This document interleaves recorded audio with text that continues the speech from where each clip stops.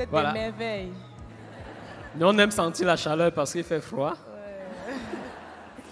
Voilà. Donc, comme Jean-Marc l'a dit, nous sommes André, Lucie et Michel Tarmé. Et nous sommes mariés depuis 14 ans. Nous avons 2 enfants. Nous sommes tous deux logisticiens de formation. Michel fait de la logistique chez Geodis, projet de Cameroun. Et Lucie fait de la logistique familiale. La branche de la logistique, vous savez, la plus compliquée.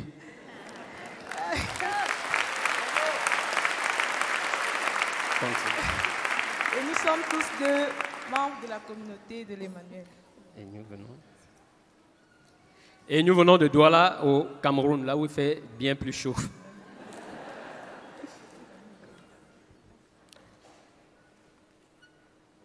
Voilà.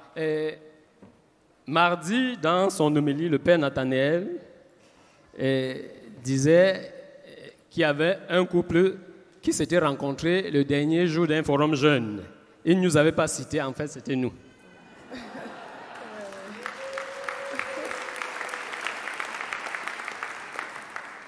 Et le Seigneur a voulu que nous soyons ici, dernier jour de la session, pour partager avec vous le dernier enseignement de la session.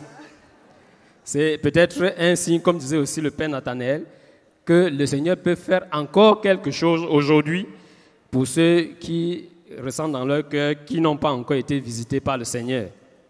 Alors, il nous a été demandé d'échanger avec vous aujourd'hui sur le thème « Un cœur pour la charité et pour la mission ».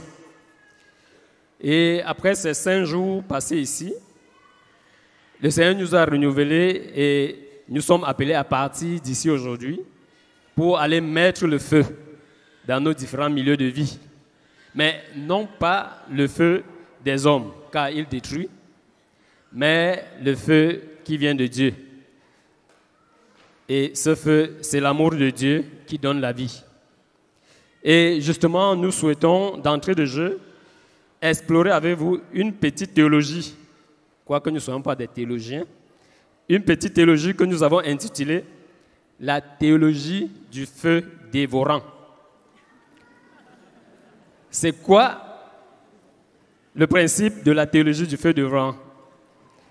En fait, l'amour de Dieu est ce feu de l'Esprit Saint qui brûle notre cœur, mais ne le consume pas.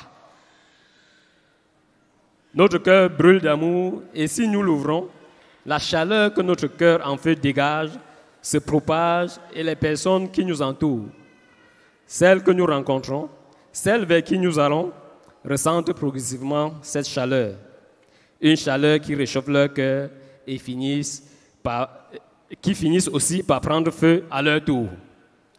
Et à leur tour, ils vont dégager la chaleur qui enflammera d'autres cœurs et ainsi de suite. C'est ça ce cœur nouveau que le Seigneur nous a promis et qu'il nous a donné tout au long de ces 5 jours. Le cœur nouveau que Dieu nous a donné est alors un cœur pour aimer et embraser le monde, c'est-à-dire un cœur pour la charité et pour la mission. Un cœur pour donner le meilleur aux autres et le meilleur, c'est Jésus. C'est l'amour de Dieu, c'est l'amour partagé, c'est le salut que nous avons reçu par Jésus-Christ. Notre topo est divisé en 2 grandes parties. La première partie, un cœur nouveau pour aimer et construire une civilisation d'amour. Et dans la deuxième partie, nous parlerons d'un cœur nouveau pour annoncer le Christ. Alors, dans cette première partie, si nous voulons devenir des saints, nous sommes appelés à aimer. Et cet amour nous poussera à être missionnaires dans de petites choses comme dans de grandes. Et justement, nous nous rappelons, dans le premier enseignement, le Père Christophe nous disait que notre vocation, c'est le ciel. La vocation à être tous des saints. Et ce cœur nouveau que le Seigneur nous donne ici, si nous voulons justement aimer plus pour devenir des saints, nous sommes appelés à observer quelques petites choses. La première, avoir une charité débordante. Et dans cette charité débordante, nous allons tout d'abord voir que l'amour est exigeant. Et nous voulons voir ça avec vous dans l'évangile de Jésus-Christ selon Saint Jean, au chapitre 21, 15 à 19. Au verset 17, il est écrit, que nous pourrons lire, mais nous prenons au verset 17, il est écrit, « Il lui dit pour la 3e fois, « Simon, fils de Jean, m'aimes-tu » Pierre fut peiné de ce qu'il lui eut dit pour la 3e fois, « M'aimes-tu » Et il lui dit, « Seigneur, tu sais tout, tu sais bien que je t'aime. » Jésus lui dit, « Fais paître mes brebis. » Simon, fils de Jean, m'aimes-tu? Jésus s'adresse à chacun de nous. Et il nous pose la question que je m'en vais nous poser. Toi, Paul, Léonie, Isabelle, Jacques, m'aimes-tu? C'est à Jésus que nous répondons. Et justement, si tu aimes le Seigneur te dit, fais paître mes brebis. Le Seigneur nous confie ses brebis. La brebis peut être mon fils, mon conjoint, mon voisin, mon frère, mon collègue, cet inconnu, cet enfant de la rue, ce sans-abri que je croise sur le chemin. La brebis, c'est quelqu'un de fragile. Et il nous semble que le Seigneur t'a appelé, toi, ici, et pas l'autre qui n'est pas ici. Et il te confie l'autre qui n'est pas ici, afin que tu lui communiques le feu de l'amour qui se dégage de ton cœur transformé et qui embrasera son cœur à lui. Il t'a appelé ici pour que de ton cœur transformé ici coulent des fleuves d'eau vive, de charité, à laquelle pourront s'abreuver les autres qui ne sont pas ici. Verset 18. Nous allons continuer au verset 18, toujours du même évangile. Et dans ce verset, nous lisons, « En vérité, je te le dis, quand tu étais plus jeune, tu mettais toi-même ta ceinture et tu allais où tu voulais. Mais quand tu auras vieilli, tu étendras les mains et un autre te ceindra et te mènera où tu ne voudras pas. Quand tu seras vieux. » L'amour rend vieux, les frères, l'amour rend vieux. Parce que quand on aime, on ne fait plus ce qu'on veut. On fait ce que l'amour nous commande. Et on aime le matin, on aime à midi, on aime tout le temps. On ne cherche qu'à faire le bien de la brebis, tout le temps. Et nous allons prendre un petit exemple que les mamans vont très vite comprendre. Et les papas aussi, parce qu'on n'a pas de reste. Voilà, parce qu'on aime son bébé, on ne fait plus ce qu'on veut. C'est vrai, non? Quand on a un bébé, on ne fait plus ce qu'on veut. Ce qu'on veut, c'est dormir, surtout la nuit. Mais le bébé nous amène à faire ce qu'on ne veut pas. Il nous amène à le porter. Peut-être parce qu'il pleure, il ne veut pas dormir la nuit. Il nous amène à le bercer parfois toute la nuit. Alors on le fait par amour, parce qu'on aime notre bébé. Et c'est dans cet amour-là justement que nous puisons pour être pasteurs des brebis. Demandons au Seigneur d'aimer toujours plus, comme nous aimons nos bébés. Car plus nous aimons, plus le feu dévorant nous pousse à faire des choses déraisonnables. Et Michel va nous partager un petit témoignage là-dessus. Et nous nous souvenons de cette maman, une sœur de communauté dans notre pays. Elle s'appelait Cécile et elle débordait de charité. Elle nous a devancés au ciel. Elle avait recueilli une femme malade mentale, nue, qui se nourrissait à la poubelle. Elle l'a conduite chez elle, l'a nettoyée, l'a habillée, l'a conduite à l'hôpital. Elle a suivi et financé ses soins sur une longue durée. Et aujourd'hui, cette dame va beaucoup mieux et est salariée dans le centre de santé où elle a été soignée. Un autre petit point, l'amour de Dieu nous presse. Dans 2 Corinthiens au chapitre 5, versets 14 à 15. Et cet amour de Dieu qui nous presse nous dit de ne pas avoir peur d'accueillir chez nous. Il nous demande d'oser aimer. Il y a des déplacés, des réfugiés un peu partout. Osons leur ouvrir les portes, d'abord les portes de nos cœurs, et s'en suivront les portes physiques. Je vous partage une situation que nous avons vécue. En lisant l'évangile de Luc au chapitre 16, verset 19, la parabole de l'homme riche et Lazare nous a donné le désir d'ouvrir notre maison aux personnes qui ont faim autour de nous. Pour cela, nous avons décidé de mettre systématiquement un couvert de plus à notre table. L'amour nous pousse à être fous, non? On met un couvert à chaque fois que nous mangeons, même si personne ne vient. Mais alors, on s'efforce à inviter des gens.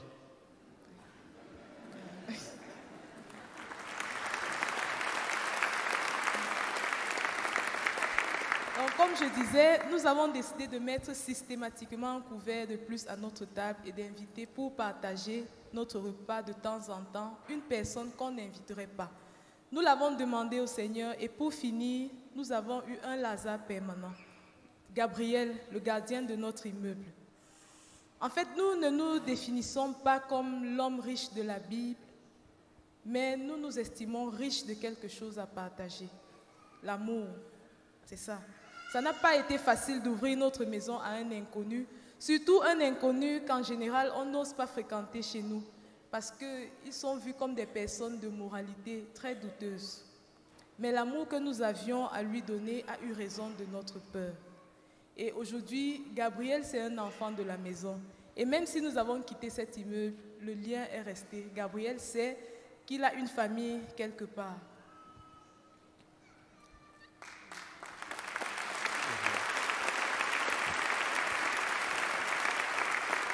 Et troisième chose, pour construire cette civilisation d'amour, une charité très concrète dans la vie quotidienne. Voyez-vous, donner à manger à Jésus qui demande à manger. Seul un regard d'amour permet de voir la souffrance sur le visage de quelqu'un qui nous appelle à l'aide ou qui attend notre aide. Ce visage, c'est celui du Christ souffrant. Si nous le regardons avec un regard de jugement, on a vite fait de conclure que c'est un paresseux, c'est un faux mendiant. Qu'importe, même si un faux mendiant nous trompe, ce n'est pas bien grave. De toutes les façons, l'amour est toujours plus fort. D'ailleurs, s'il fait ça, il est justement dans une misère non pas matérielle, mais spirituelle, et c'est bien plus grave encore.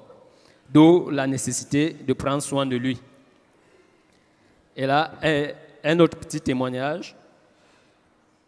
Un jour, pendant que Lucie et moi, on était dans un restaurant, on prenait un temps en couple,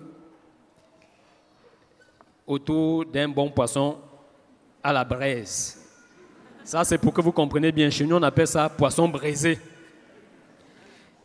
Et un enfant bien amaigri, vendeur ambulant de cola, qui se promène partout pour vendre de la cola, est venu nous dire « J'ai faim ». On s'est vite résolu à lui offrir le même plat que nous mangions. Il a mangé avec beaucoup d'appétit et nous nous sommes réjouis d'avoir donné à manger à Jésus parce que cet enfant avait vraiment faim. Et cette charité très concrète aussi nous invite à regarder Jésus. Et nous allons le regarder dans l'évangile de Jean au chapitre 13, verset 4, le lavement des pieds. Nous lisons « Jésus se leva de table posa son manteau et ayant pris un lèche, il s'enseignait. On va un peu réfléchir. Jésus se lève pendant le repas. Il se lève. Ça veut dire qu'il quitte sa place au milieu de ses apôtres. Alors que nous sommes un peu installés, n'est-ce pas? Nous sommes souvent installés à nos places et nous n'aimons pas les quitter parce qu'elles sont bien chaudes, elles sont sécurisées, elles nous apportent tout le confort. Mais Jésus nous montre ici, à travers le lavement des pieds, qu'il faut quitter souvent sa place. Et il se met en situation de service pour laver les pieds de ses apôtres. Et puis il dépose ses vêtements. Jésus se dépouille. En fait, il se dépouille de tout signe social. Cette tenue que Jésus enlève, c'est ce signe social que Jésus dépose. Un signe intellectuel. Il se dépouille des vêtements de directeur, de cadre, d'enseignant, d'avocat, de logisticien, bref. Et il se rend vulnérable, lui le Tout-Puissant. Il se rend vulnérable pour servir. Ce qui nous montre dans quel état d'esprit nous-mêmes nous devons aller au service des autres. On va aux pauvres en pauvres, mes frères. Et Jésus a dû garder sa tunique. Et sa tunique, c'était la tenue qu'on avait chez soi. La tenue familière, la tenue de service. Nous devons nous approcher des autres comme si c'était des frères, en frères. Et nous appuyer sur nos compétences sans forcément les mettre en avant. Michel va nous partager un témoignage.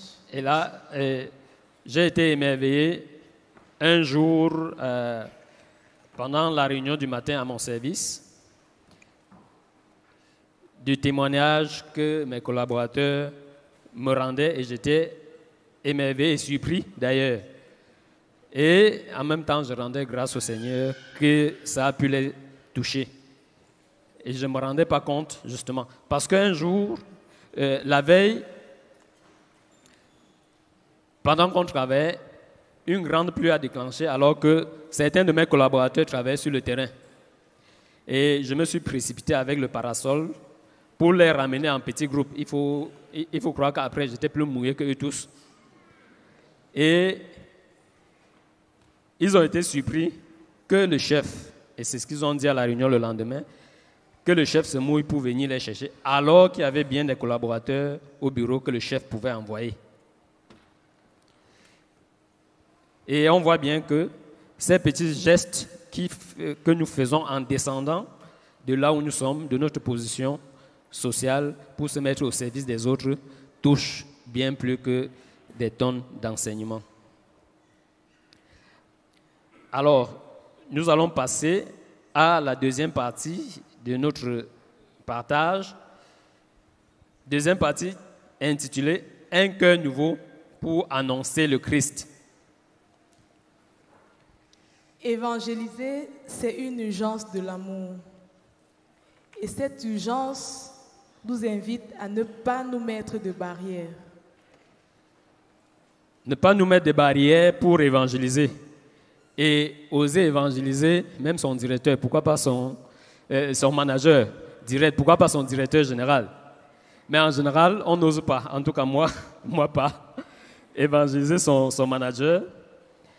Mais moi, j'ai eu un feu vert. Alors, je l'ai saisi. En fait, mon manager, un jour, a vu sur mon bureau une revue catholique et en commentant, il m'a parlé de sa foi. Et donc, du coup, j'ai saisi la brèche et j'en ai profité.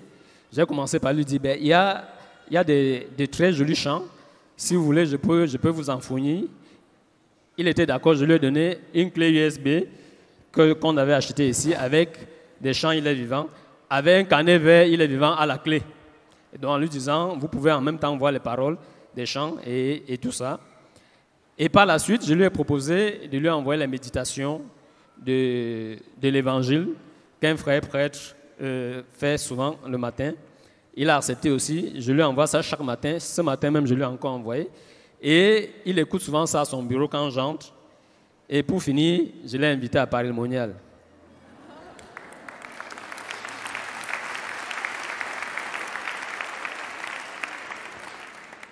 Et malheureusement, pour une contrainte de service, il n'a pas pu être et il m'a dit qu'il ne loupera pas l'année prochaine. Et nous espérons qu'il y en aura parce qu'avec les Jeux olympiques, on ne sait pas s'il y aura vraiment des sessions ici. Mais en tout cas, le plus important, c'est qu'il a été ouvert et aujourd'hui, on échange plus librement et de plus en plus sur la foi catholique. Et deuxième point, nous sommes fous à cause du Christ. Là, nous reprenons les paroles de 1 Corinthiens 4, verset 10. Parce que nous sommes justement appelés à être fous. Mais cette folie, c'est une folie pour les hommes, sagesse pour Dieu. Et nous voyons bien cette folie chez des frères de Fidesco.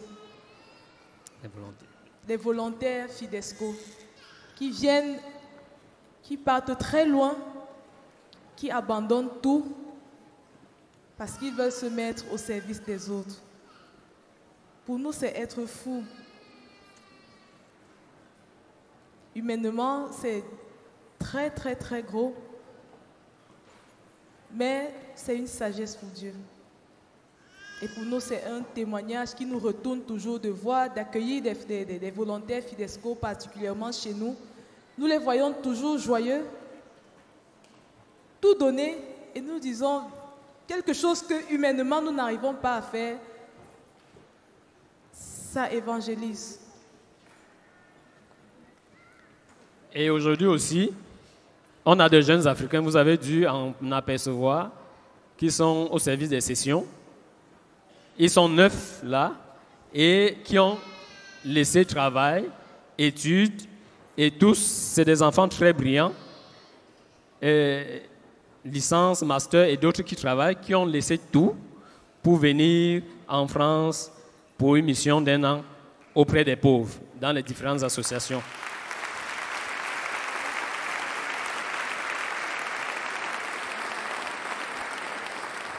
Nous sommes fous à cause du Christ. Et justement,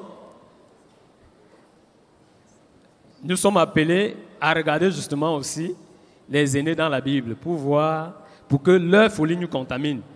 Premièrement, nous voulons citer dans Luc 24, 18 à 35, les disciples d'Emmaüs. On voit bien des gens très attentionnés qui ne veulent pas que l'étranger aille plus loin parce que la nuit tombe. Et si on voit bien qu'ils sont restés avec l'étranger quelque temps, jusqu'à la fraction du pain, où ils reconnaissent Jésus, il doit s'écouler au moins 2 heures ou 3 heures de temps. Donc on est en pleine nuit noire, et c'est à ce moment-là qu'ils se lèvent pour rentrer à Jérusalem, annoncer le Christ ressuscité. Ça, c'est vraiment fou. Et on peut voir aussi Paul qui fonce chez des gens et leur dit, ce que vous adorez sans le connaître, je suis venu vous l'annoncer. On peut voir ça dans Actes 17, 22 à 23. Ou encore le même Paul qui fonce à Rome pour annoncer le Christ là où personne ne veut aller. Et donc, cette folie aussi nous pousse à faire des choses que dans notre entourage, personne n'ose le faire. Et avant de vous partager mon témoignage avec les enfants de la rue à Douala, on a bien vu dans l'enseignement jeudi que la miséricorde, c'est le regard que Dieu porte sur nous. Un regard aimant, transformant. Ce regard veut restaurer chacun dans la dignité d'enfant de Dieu. Et donc, cela n'a pas été facile pour moi d'aller à la rencontre des enfants de la rue. À cause de tout ce qu'on pense d'eux, ce qui n'est pas faux non plus, à savoir qu'ils sont des drogués, des agresseurs et ils agressent même en plein jour dans les rues de Douala. Mais poussé par cet appel du pape d'aller aux périphéries, je suis allé et très vite, j'ai compris que les périphéries dont parle le Saint-Père, c'est aussi les périphéries de notre cœur. Et un jour, l'un de ses enfants m'a dit, homme de Dieu, parce que c'est comme ça qu'il m'appelle dans la rue. Il m'a dit, homme de Dieu, tu ne nous fuis pas.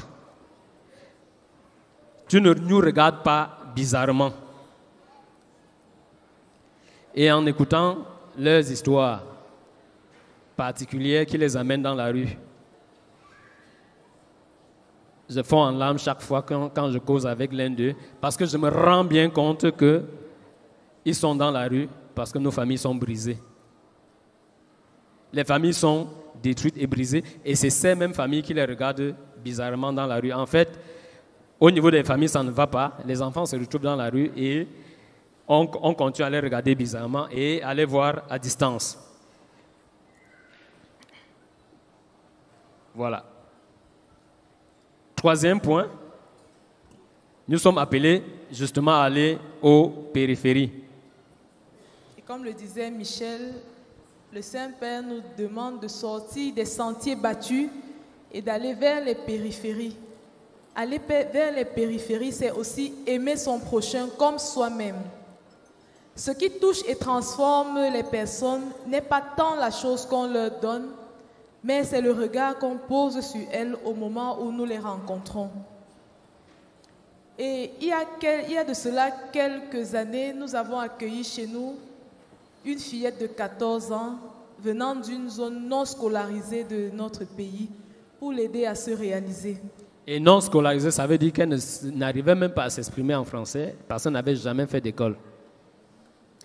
Notre joie était non pas d'accueillir un enfant de nos familles qui ne serait pas forcément dans le besoin. Parce que justement, la coutume veut que chez nous, quand tu as aidé et tu as grandi et que tu as fondé ta famille, tu vas prendre aussi les enfants de la famille, les cousins, les neveux pour pouvoir les aider aussi. Mais nous voulions, et parfois les enfants que nous prenons des familles, des tantes et oncles, sont des enfants qui sont vraiment pas dans le besoin. Et là, nous voulions vraiment aider un enfant qui est vraiment dans le besoin. C'est ça. Nous voulions contribuer à donner un peu d'espoir à un enfant qui n'avait rien et qui était réellement dans le besoin. Cet appel aussi à aller vers les périphéries nous invite à sentir l'odeur des brebis. Vas-y. Sentir l'odeur des brebis, quatrième point. Et là, nous voulons partager sur ce point avec un témoignage communautaire, enfin au sein de notre communauté au Cameroun. Dans la communauté de l'Emmanuel, nous sommes repartis chaque année en petits groupes de personnes appelés, ces petits groupes sont appelés maisonnés. Les maisonnés qui se retrouvent chaque semaine pour prier et partager la parole de Dieu, pour partager comment le Seigneur nous conduit au jour le jour. Et dans notre pays, nous dédions une séance par mois de maisonnée à la visite d'un même malade sur toute une année. Et c'est généralement des malades alités, des malades qui n'ont personne et qui sont très souvent seuls, abandonnés à eux-mêmes. Et cela nous donne l'occasion de connaître la personne, d'en être proche, de sentir son odeur, de porter avec lui sa souffrance,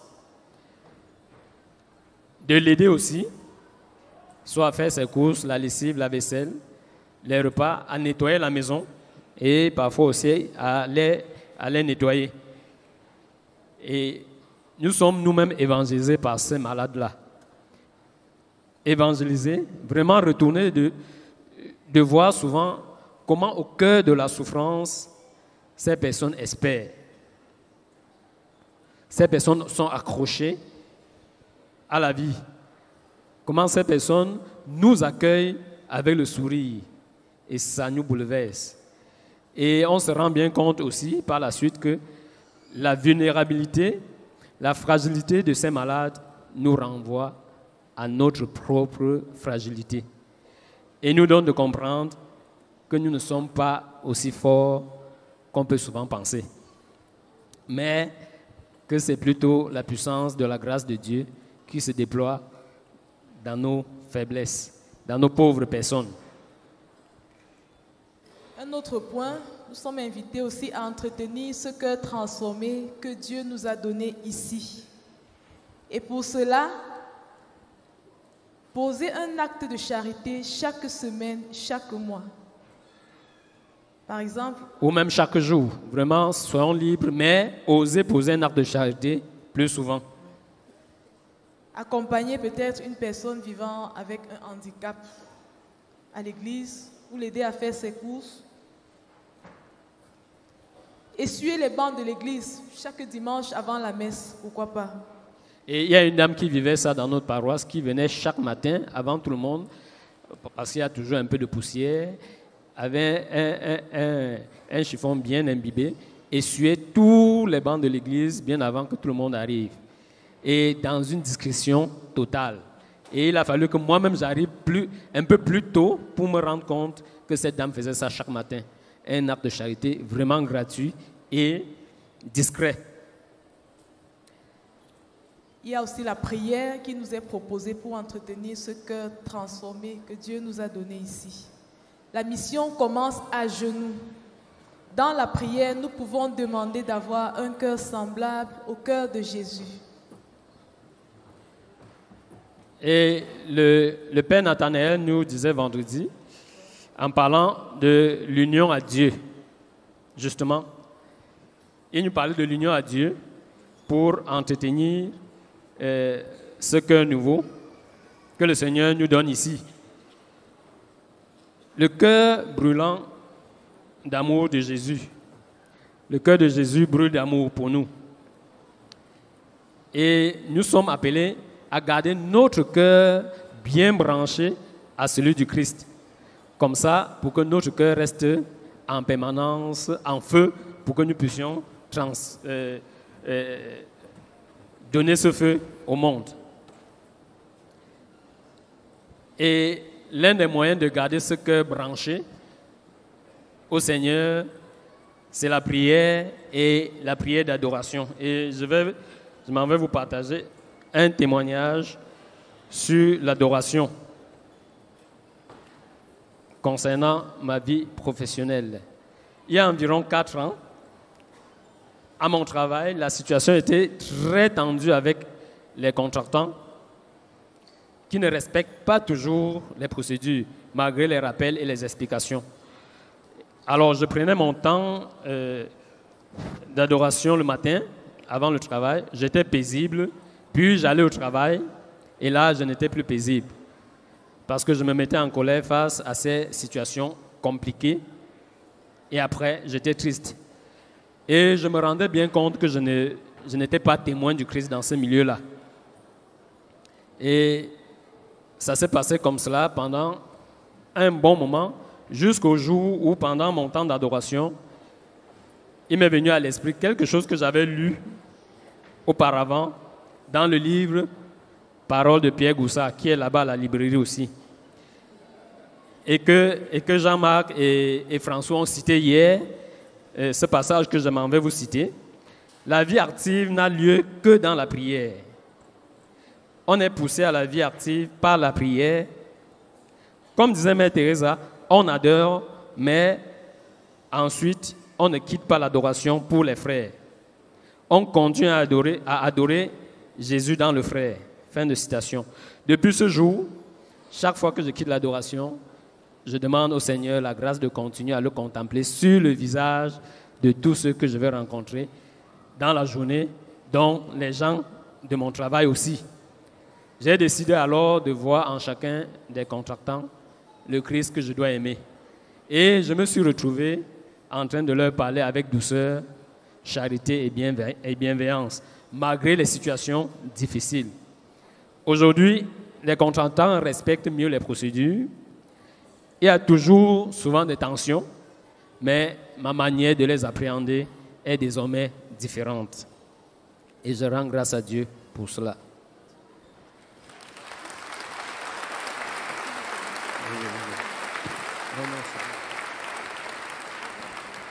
Et un autre point pour rester bien accroché et transmettre le feu, c'est de ne pas rester seul.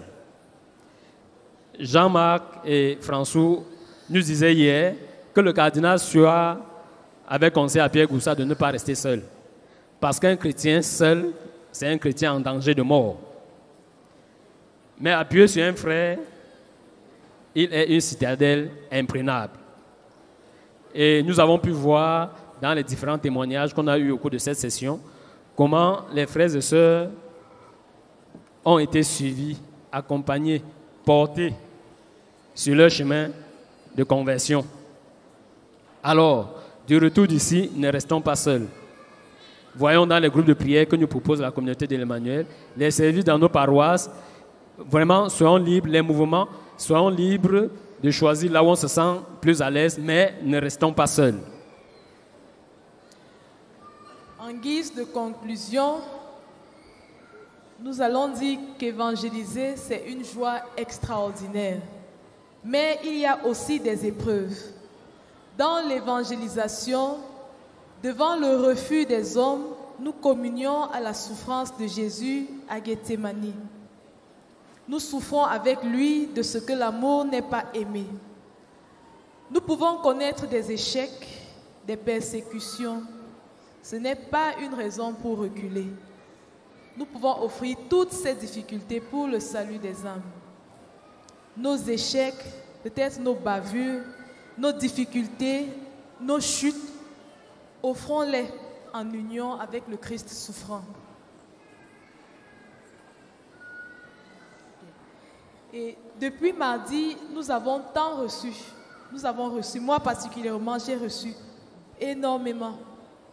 Mais si à cette fin de session, tu penses que le Seigneur n'a pas changé ni touché ton cœur, ne sois pas triste, car Jésus t'aime.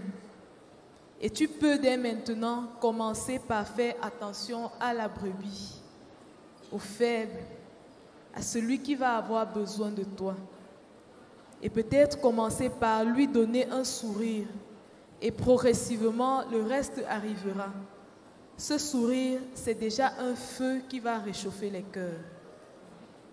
Et la session se termine aujourd'hui et on va se séparer. Chez nous au Cameroun, quand on se sépare, on dit on est ensemble. Et nous vous proposons de se le dire entre nous, chacun à son voisin.